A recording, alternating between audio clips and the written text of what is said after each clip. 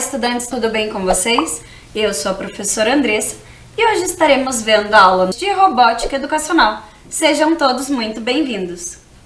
E para iniciarmos a nossa aula, eu trouxe aqui os kits de robótica que utilizamos na rede pública de Curitiba.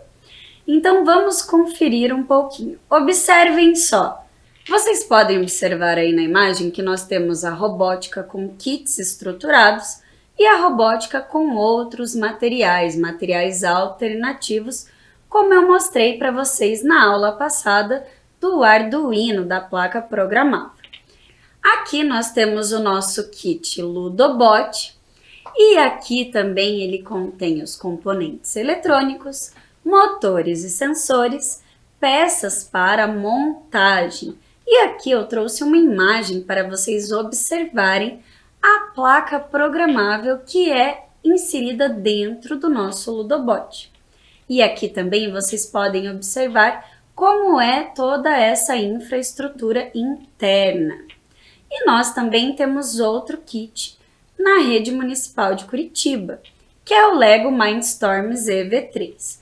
Ele é um kit mais robusto, porque ele possui mais motores, peças diferenciadas. Então, com esse kit, você pode estar participando de campeonatos de robótica e de torneio, exercendo a robótica de alta performance. Então, aqui vocês podem ver um pouco do interior da caixa e aqui as peças que contém no kit. Mas eu vou mostrar aqui para vocês o kit com mais detalhes. Vamos conferir? Então, vocês podem ver que ele vem nesta caixa. Vou abrir aqui para vocês. E aqui ele vem com todos esses materiais. Olhem só. Então, vamos conferir o que vem nesse kit. Então, aqui eu tenho o M-Center. O que é o M-Center? Ele é o cérebro do robô. Então, aqui eu tenho todas as possíveis conexões para os sensores. Aqui eu tenho o botão de ligar e desligar. E aqui eu tenho a entrada USB para passar toda a minha programação do computador para o meu Ludobot. Então, vamos colocar aqui de lado. E aqui nós temos o M-Cook, essa peça aqui, ó. E ela se junta ao M-Center. Vocês até podem ver, ó, que há um ímã aqui, ó. E essa peça, ela é utilizada para fazer a ligação com esse motor aqui, ó, que é o motor DC. E aqui nós temos também a parte inferior do nosso Ludobot. Aqui nós temos o motor e aqui vocês podem ver que o eixo é onde se conecta aqui. Esta bolinha aqui para dar suporte quando eu encaixo as minhas rodas. E vocês podem ver também que ele se encaixa aqui como peça de montar, ó. Então, vou juntar aqui para vocês verem, ó. Se encaixa perfeitamente. E nós temos também alguns sensores que vêm no nosso kit. Aqui eu tenho o sensor Find Liner, ou seja, seguidor de linha. E ele também é conhecido por sensor de reflectância. É ele que nós utilizamos para fazer a programação de um seguidor de linha, ou até se a gente quer pegar um robô para chegar até certo ponto e parar, ele vai identificar um obstáculo também na frente. Nós temos também o sensor giroscópio. Esse sensor ele faz a medição de movimentos em graus. Então, se o robô executa algum movimento, ele provavelmente vai acionar o sensor giroscópio. E por último, nós temos o sensor crash, o sensor que é mais conhecido como sensor de toque, porque vocês podem observar que ele tem um botãozinho aqui. E ele pode ser trabalhado quando pressionado e solto, apenas um pequeno toque. Tudo isso dá para ser configurado na programação. Então, essa é a nossa primeira parte. Então, todas essas peças vieram aqui. E agora vamos ver um pouco do que vem dentro na parte inferior da caixa. Então aqui, ó, vocês podem observar que nós temos diversas peças que compõem o nosso kit Ludobot. Nós temos aqui vigas, engrenagens, temos também os conectores, diversas peças que auxiliam na montagem do seu robô. Temos também os cabos que fazem a ligação entre os sensores e o M-Center, então se conecta aqui e aqui. E temos também o cabo USB para passar a programação para o nosso Ludobot. É importante se atentar na hora da programação, porque aqui do ladinho tem partes escritas que devem conter na programação e aonde você realmente deve ligar estes cabos aos sensores. Então esse foi o nosso kit Ludobot. E agora vamos conhecer o nosso kit EV3, que é utilizado na robótica de alta performance. Então aqui vocês já podem observar que nós temos todos esses compartimentos até para a organização das peças. Então eu vou retirar aqui para facilitar a visualização de vocês.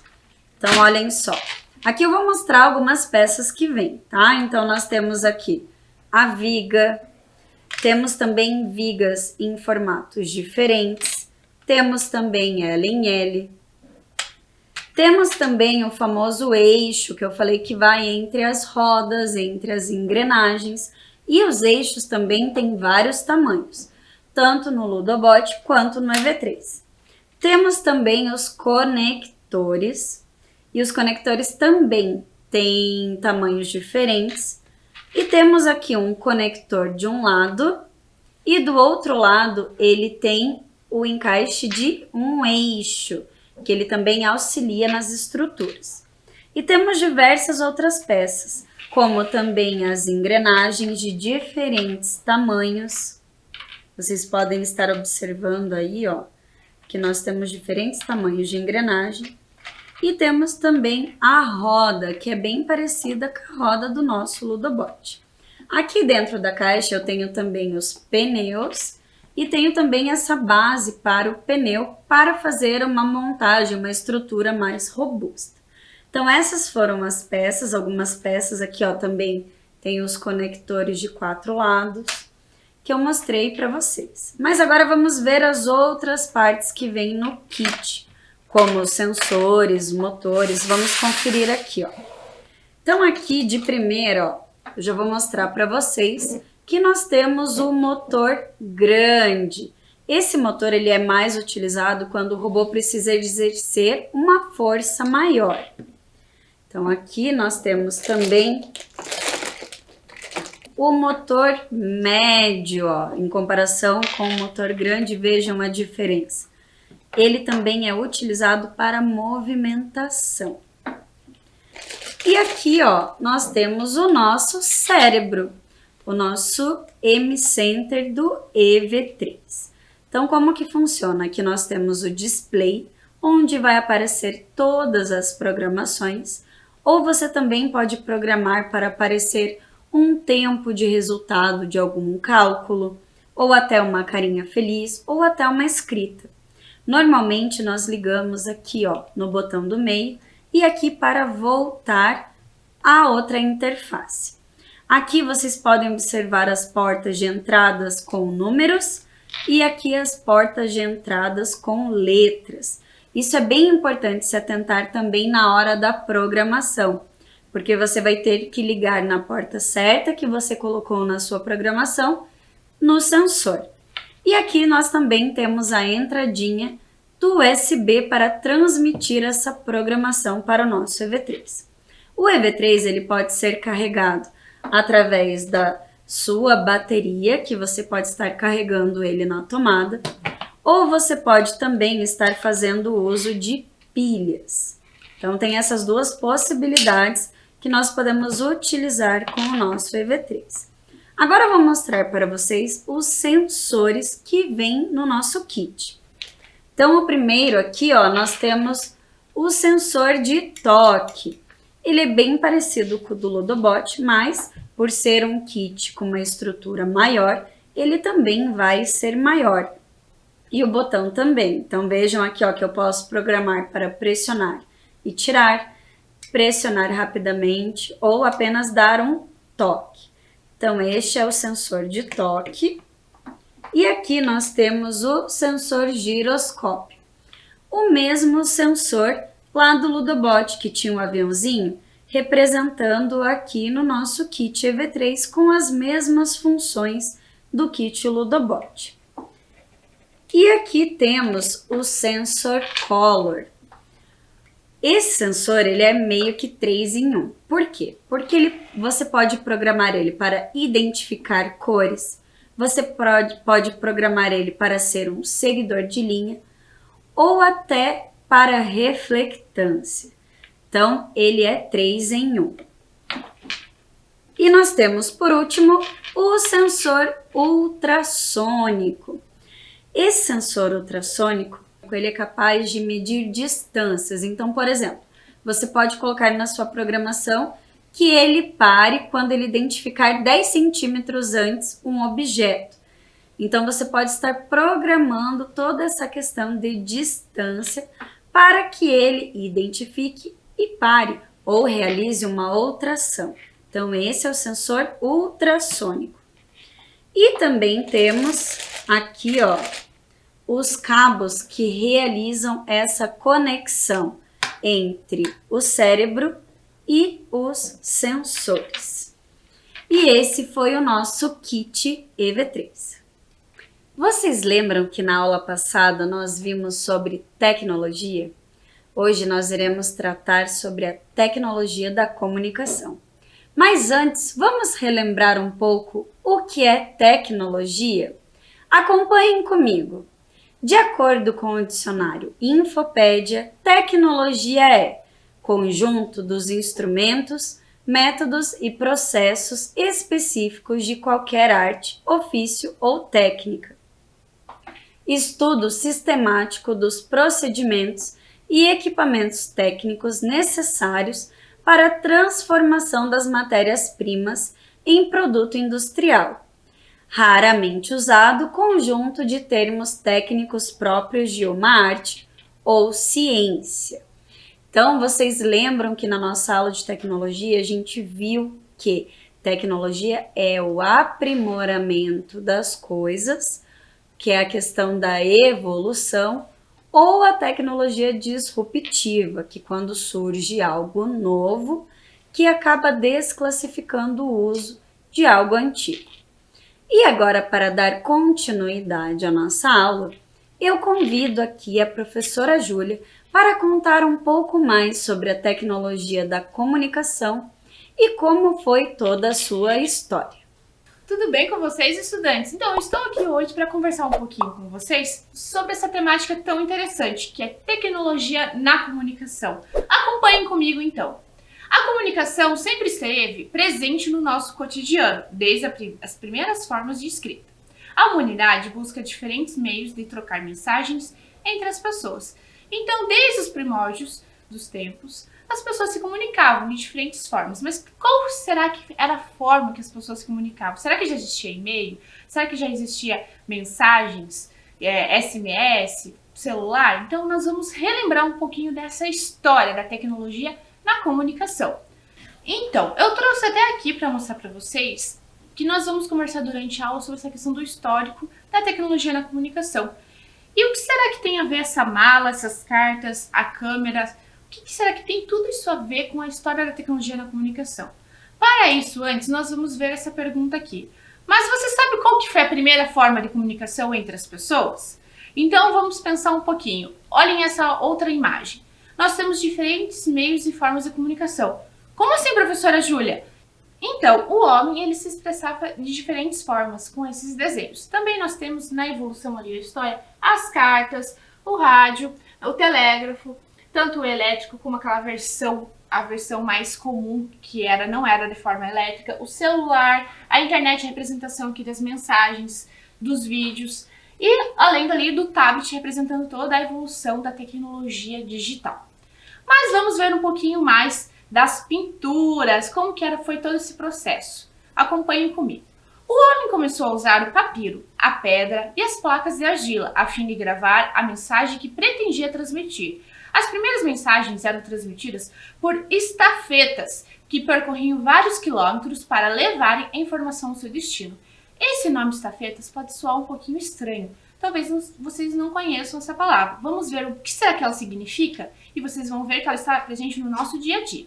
Olha só, estafetas. Estafeta é um portador de despachos, encomendas, cartas que fazem entrega a cavalo. Ou seja, hoje em dia a encomenda ela chega pelo correio ali, vai uma pessoa que faz as entregas em casa. E naquela época existiam pessoas que iam até pegavam o seu cavalo para levar as encomendas, para levar as cargas ali e transportar para as pessoas. Então esse nome, esse significado estafetas era muito comum e muito utilizado na época. Existiam também os pombos-correio, que desde a época dos faraós eram treinados para levar pequenas mensagens. Talvez você já tenha visto em algum filme que antigamente as pessoas tinham o costume de colocar na patinha do pombo mensagens, que esse pombo ele era adestrado para levar até o outro destino essas mensagens. Agora nós vamos ver que um outro meio de comunicação muito utilizado e até hoje que é utilizado são as cartas, isso mesmo. Vejam lá, desde as primeiras civilizações, os homens estudavam meios de facilitar as trocas de informação entre eles, em especial as secretas e políticas, que escondiam dados importantes, tanto coletivamente quanto individualmente. Então vejam só que legal, eu trouxe aqui para vocês algumas cartas, alguns exemplos até de cartões postais. E esses cartões postais, eles são de outros países. Por exemplo, esse aqui, olha, é do Japão, que uma pessoa recebeu.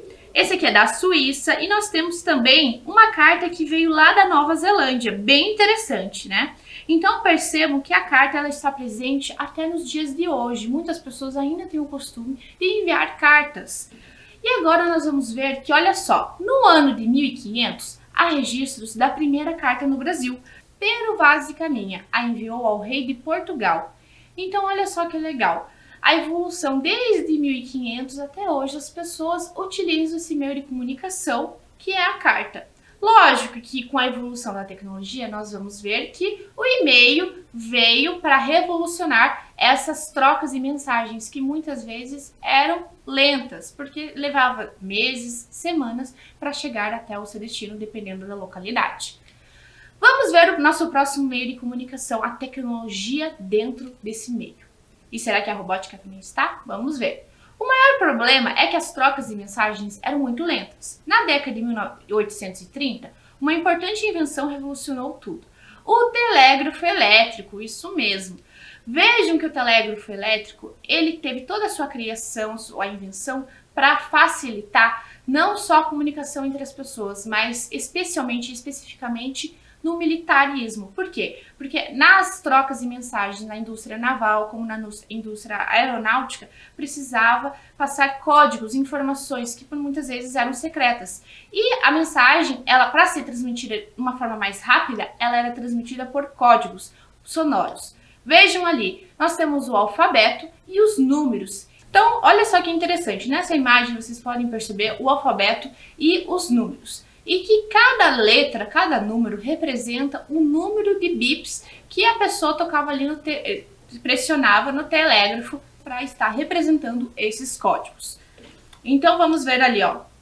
O código Morse é um método de comunicação que representa letras, números e pontuação através de uma sequência de pontos e traços, criando uma mensagem codificada que é enviada de modo intermitente. Esse sistema permite a transmissão de mensagens à distância, por fio ou via rádio, através de sons de curta e longa duração. E olha só que interessante, além de tudo isso, a comunicação através do código Morse pode ser feita de diversas formas.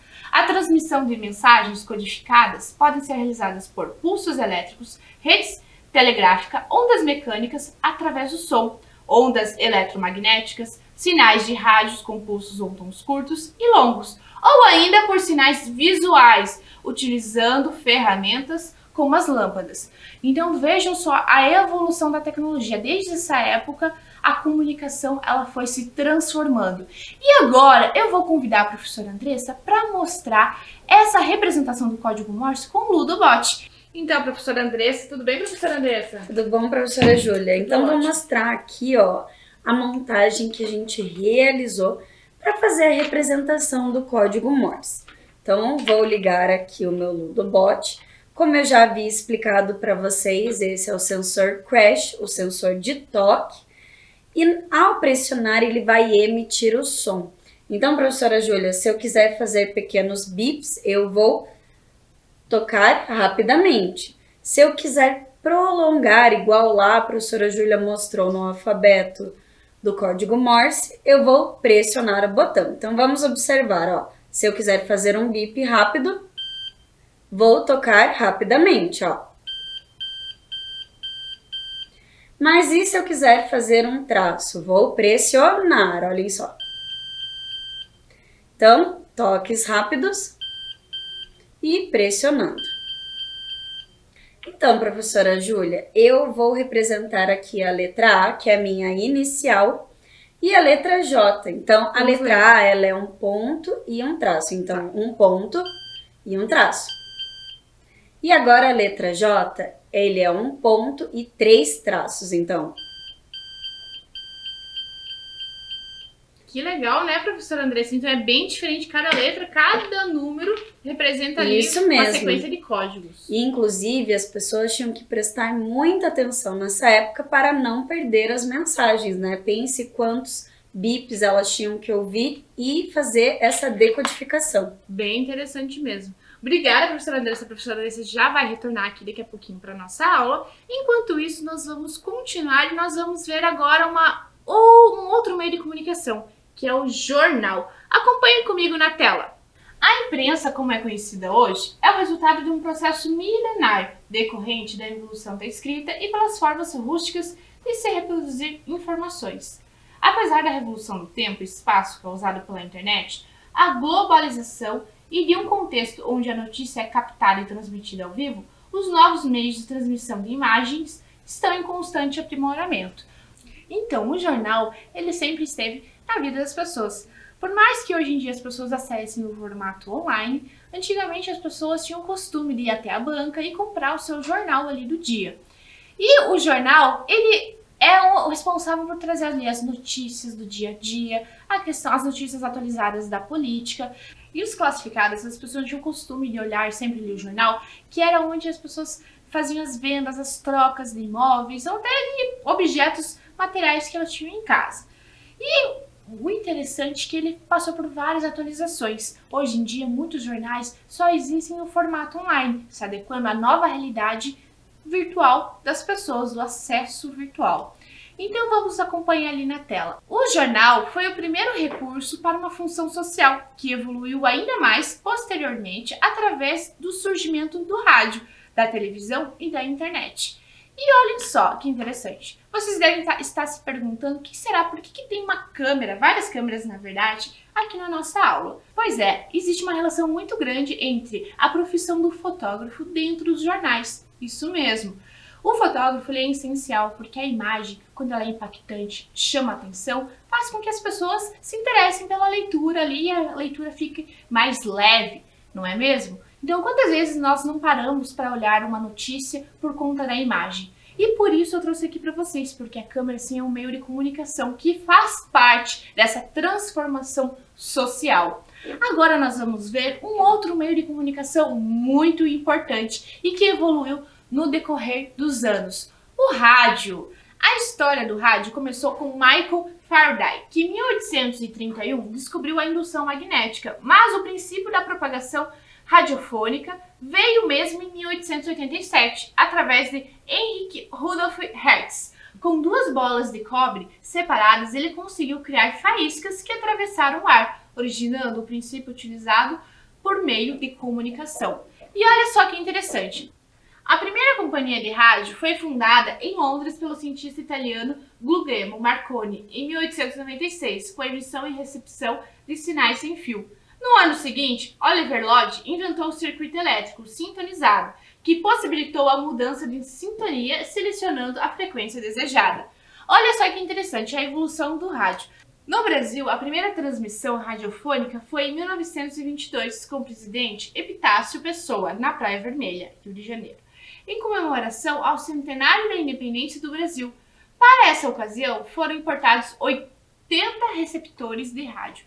Vocês viram então que o rádio ele passou por várias transformações. Antigamente as pessoas tinham o costume de escutar as suas radionovelas, as notícias e outras informações também, por exemplo, até as transmissões do seu jogo de futebol favorito.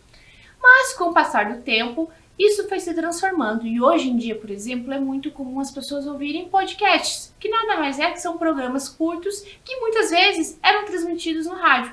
E hoje em dia as pessoas têm essa facilidade para ouvir a hora que quiserem, não precisa esperar o programa passar naquela determinada hora, porque fica gravado. Então a evolução do rádio se transformando e indo para o meio digital também.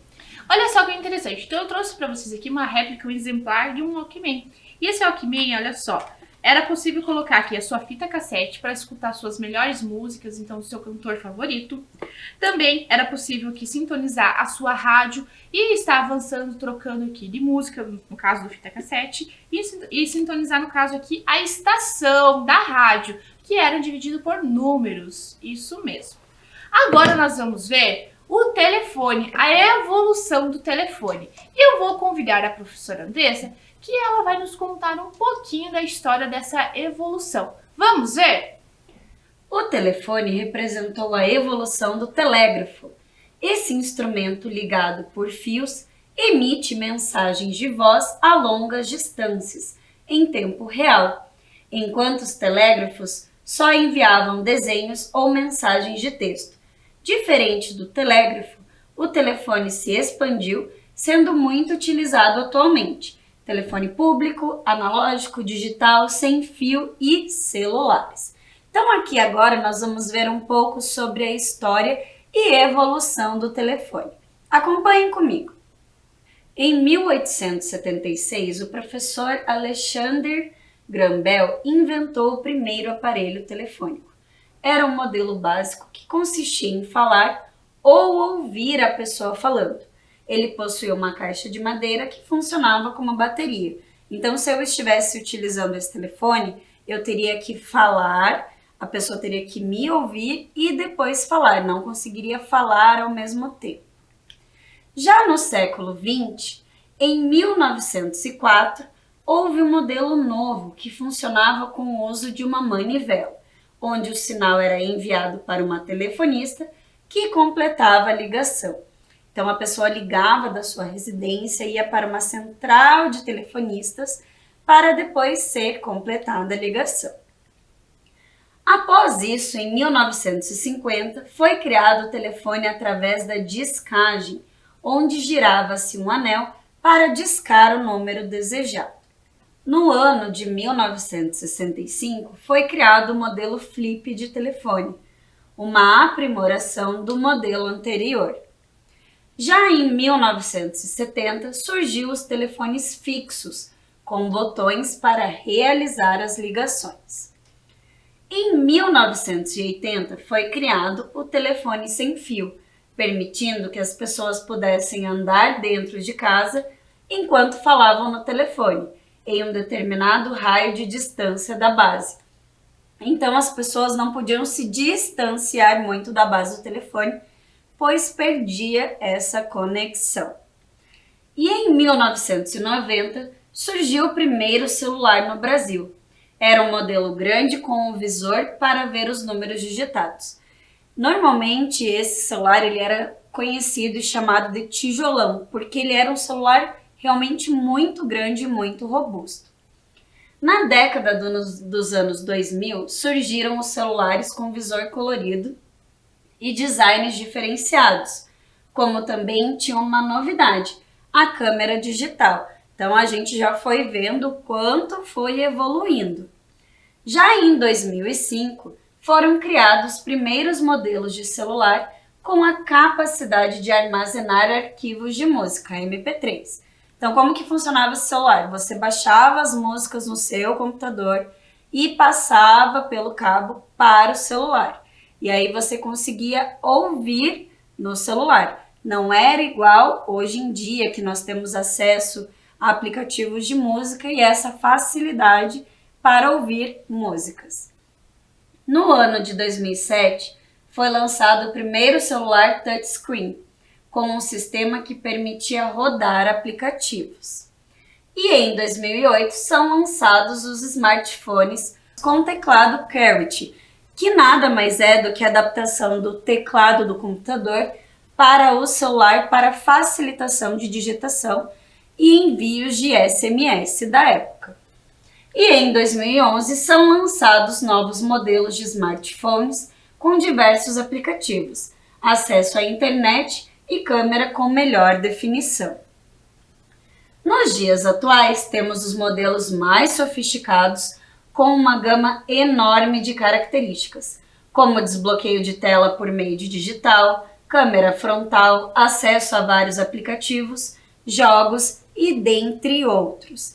Então a gente pode ver toda essa caminhada do telefone, o quanto evoluiu e o quanto hoje temos facilidade em relação à comunicação, em ouvir música e enviar mensagens também. E agora veremos um dispositivo que foi muito utilizado nos anos 90. Você já viu ou já ouviu falar no pager, ou mais conhecido como bip?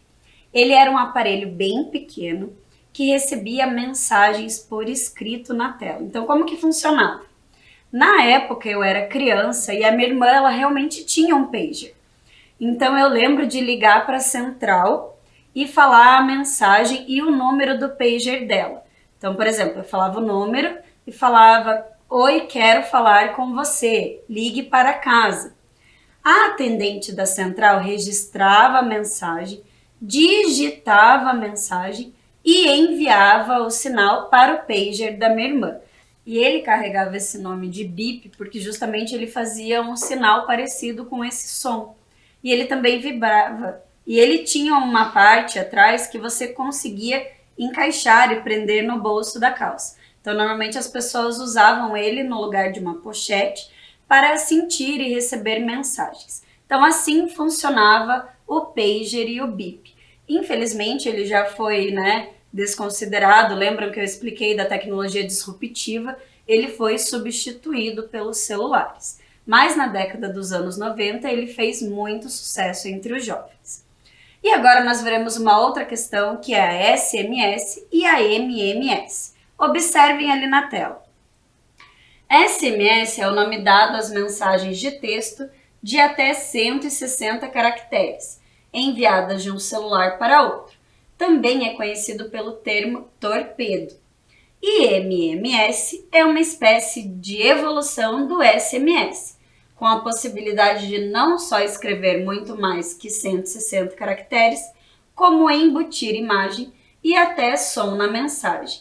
Todos os smartphones suportam esse tipo de mensagem. Então, quando a professora era adolescente, ela utilizava esse meio aqui, de SMS.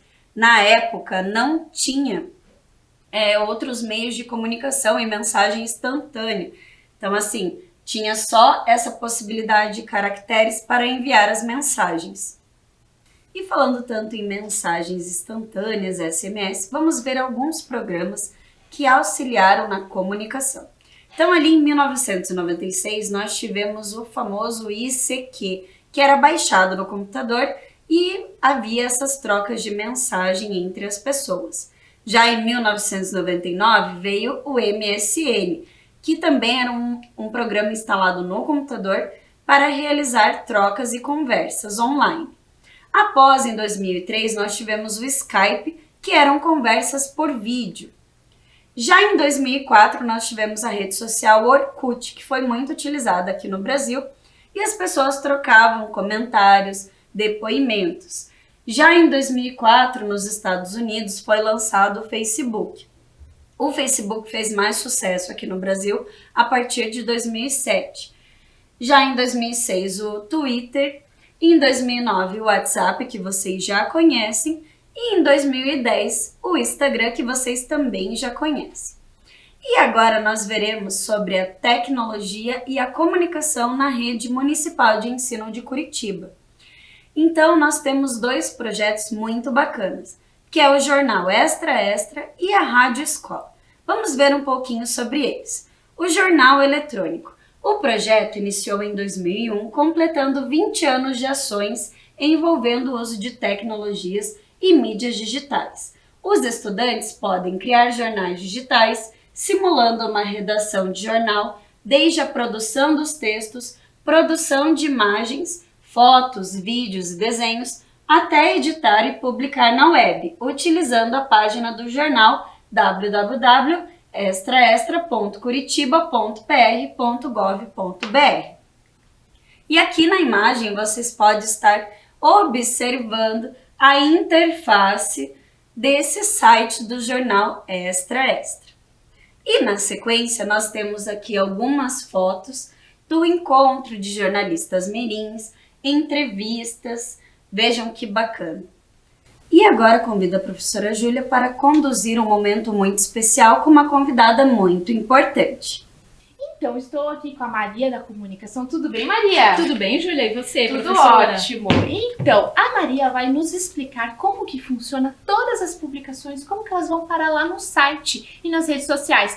Ela é a pessoa responsável por colocar todas as notícias no portal. Então, você pode explicar um pouquinho, Maria, como que funciona todo esse processo? Vamos lá então, pessoal. O que é uma notícia? É um texto, um relato sobre algo novo ou algo de interesse geral. No nosso caso aqui na educação, para onde vão as nossas notícias? Para o site da Secretaria Municipal da Educação. Ali entra tudo que a rede está produzindo, programas, linhas do conhecimento, as videoaulas, tudo que é de interesse de vocês. Não só no macro, que a gente chama que é a rede toda, como sim o que vocês fazem dentro da sala de aula. Cada atividade de vocês pode e deve vir para aqui, porque as unidades têm sim um espaço para vocês mostrarem o que vocês fazem aqui, tá bom, pessoal? Quem gosta da área de comunicação também já pode dar uma palhinha e começar com o Extra Extra ou com a Rádio Escola também. Isso mesmo, conforme a professora Andressa comentou, que esse é um projeto muito interessante que acontece nas escolas, não é, Maria? Exatamente. Então, e além do site, existe esse malote que vocês viram no início da aula que nós colocamos aqui na mesa. E o que será que esse malote, Maria? Ele serve também para a comunicação entre as escolas e a secretaria, não é mesmo? Exatamente, porque a comunicação não é só de dentro para fora. As pessoas aqui dentro também se comunicam até de uma maneira administrativa. Sim. Então, as pessoas dentro da secretaria, as informações vão até o núcleo regional, do núcleo para a escola. E às vezes do núcleo para a escola diretamente. Mas é isso. Então, muito obrigada, Maria, pela sua participação. E ficamos sabendo agora um pouquinho, também matamos a nossa curiosidade, porque como será que chegam as notícias dentro do portal, né? Muito obrigada, Maria, pela sua participação. E agora eu quero convidar a professora Andressa, que ela tem um convite muito especial para vocês. E o convite especial que eu quero fazer para vocês é que se você tem alguma atividade, alguma produção sua, você pode estar enviando no e-mail robotica@curitiba.pr.gov.br. E eu vou ficando por aqui e até a próxima aula. Tchau!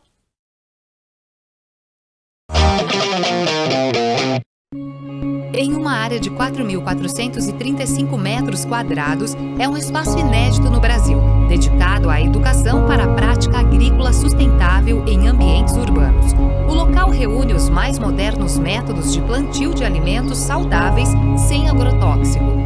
Energia solar. 72 módulos fotovoltaicos fornecem energia elétrica com potencial de geração de 30 megawatts por ano. Captação de água da chuva. Sistema de captação e reservatórios com capacidade de 25 mil litros que abastecem o sistema de irrigação. Banco de alimentos. Evita o desperdício de alimentos, conectando doadores e entidades sociais e também recebe os alimentos produzidos na fazenda urbana. Cozinha Escola. Espaço para aprendizado no preparo, conservação, higienização, aproveitamento integral e aspectos nutricionais dos alimentos.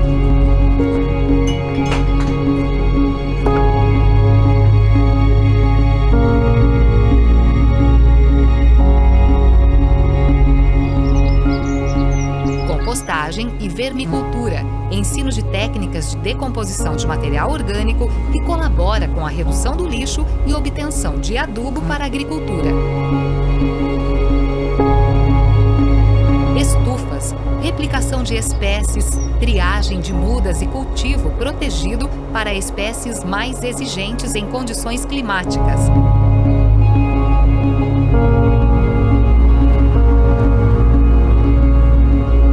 Agrofloresta, sistema que reúne as culturas de importância agronômica em consórcio com as plantas que integram a floresta. Um sistema agroflorestal é um sistema de plantio de alimentos que é sustentável e ainda faz a recuperação vegetal e do solo.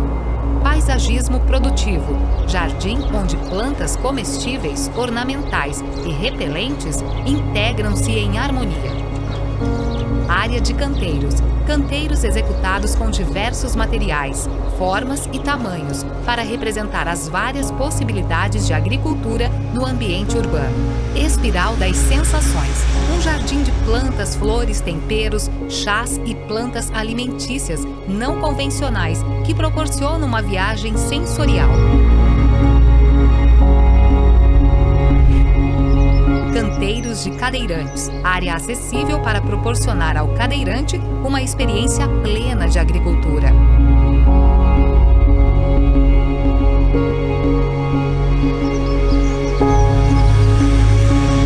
Jardins de mel, colmeias de abelhas jataí, mandaçaia, guaraico, mirim e manduri, formam o ecossistema apícola de espécies fundamentais para o equilíbrio ambiental e a produção agrícola.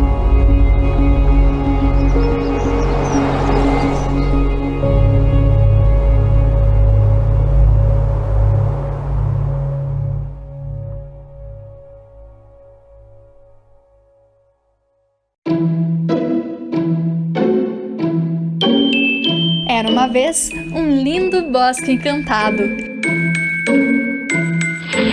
como em todo bosque encantado que se preze, ali vive uma bruxa. Mas essa é boazinha, e o Bosque Encantado fica logo ali, no bairro Vista Alegre. O Bosque Alemão reúne beleza, cultura e diversão garantida para toda a família. O espaço foi criado pelo prefeito Rafael Greca, em homenagem aos imigrantes germânicos que se estabeleceram na cidade a partir de 1833. Logo na entrada do parque, destaca-se o Oratório de Bá, réplica de uma igreja presbiteriana do estilo neogótico que existiu no bairro do Seminário. Logo à frente, uma passarela leva à Torre dos Filósofos, que tem 15 metros de altura e é feita com troncos de eucalipto. De lá de cima, a vista privilegiada permite apreciar a beleza da cidade. Descendo pela torre, chega-se ao Caminho dos Contos, uma trilha cheia de paz e contato com a natureza. O caminho conduz o visitante até a Casa Encantada, uma biblioteca criada para promover o interesse das crianças pela leitura. Diariamente, dezenas de crianças visitam o espaço e participam da Hora do Conto, quando bruxas e fadas fazem uma leitura teatralizada de contos infantis. Ao fim da trilha, chegamos à réplica da Casa Mila. Construída no início do século, na rua Barão do Cerro Azul, representa um dos principais exemplares da arquitetura da imigração alemã. O Bosque Alemão é uma das paradas da linha de turismo e possui um quiosque gastronômico com comidas e bebidas típicas.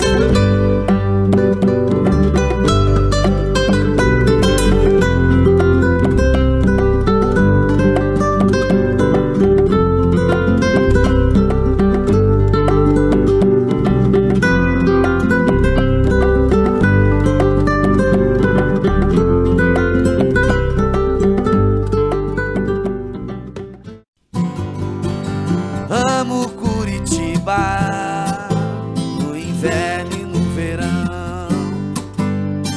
Tem a Rua 15, mas também o Boqueirão. Santa felicidade eu morar neste lugar. Boa Vista, Pilarzinho, a cidade pra encantar.